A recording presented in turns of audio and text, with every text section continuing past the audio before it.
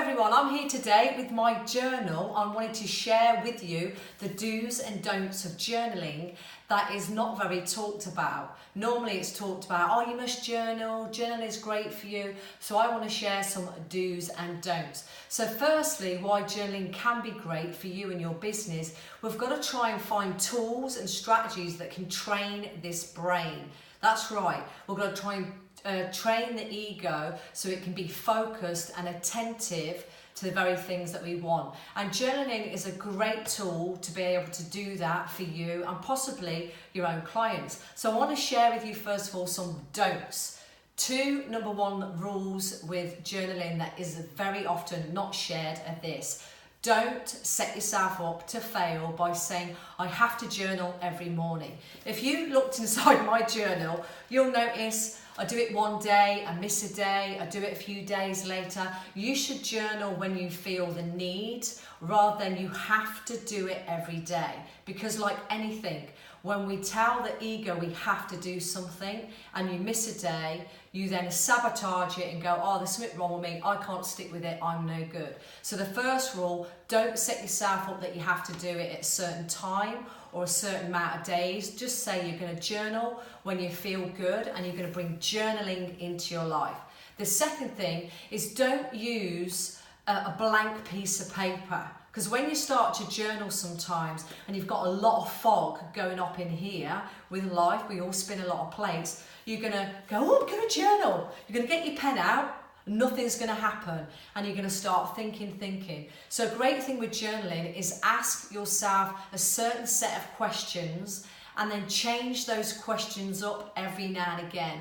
If not, your journaling will become very dogmatic. You'll start to get bored with it, like you're not really truly connected to it, because it will just be like another thing you've got to do. So that's the don'ts. Now the do's. The do's is journal when it works for you, and especially try and journal when you're feeling high stress, high overwhelm or high pressure. And here's some questions I'm going to share with you today that might help you in your journaling. So I change my questions regularly, and here's a few I'm going to share with you that may help you. Again, pick the ones that resonate to you, because journaling should be a personal process. So here's some of mine.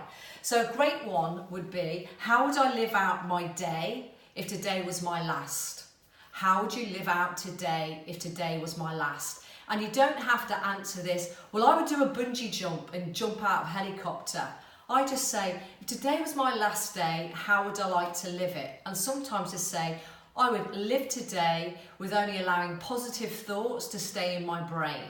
And you could journal about that, for example. The second one, most of you do this already, but what are you grateful for?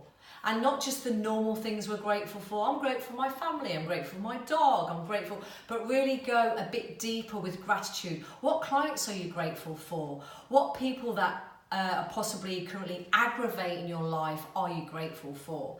A third one, which is quite good, what would make your life extraordinary? So this is when I write down one thing that would make today extraordinary. So it may be, I'm going to do a follow-up with my client list, because that would make today extraordinary, for example.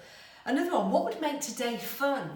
Now again, you might go, oh, I'm going to, do a party. That could be too big. It could be instant fun. It may be, I'm going to put on my favourite song and dance around the kitchen. It could be, I'm going to watch 10 minutes of a comedy show.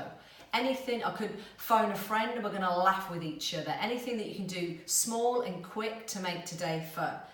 I love this one. How can I help someone today? That's massive. How can you give back? And it may be you just text a client and say, I'm thinking about you. It may be you write a little note. Like the other day I was in a restaurant, and what I did was, the food was amazing. So I said to the waitress, could you let the chef know that I love that food? When normally I'd just say it to my partner. And the fourth one, the last one that I use, but I do mix these up. This is big. What fears, doubts, resistance am I currently experiencing? So what fears, doubts and resistance am I currently experiencing, and what solutions could I come up with? So you just get everything out of here, on here, so you can connect back to here and go and do what you love. Sounds good? Do's and don'ts in journaling. Let me know how you get on. Let me know what you think about it, which aspect that you may start to bring into your world or help your clients bring into their world. With your little journal. This is my life.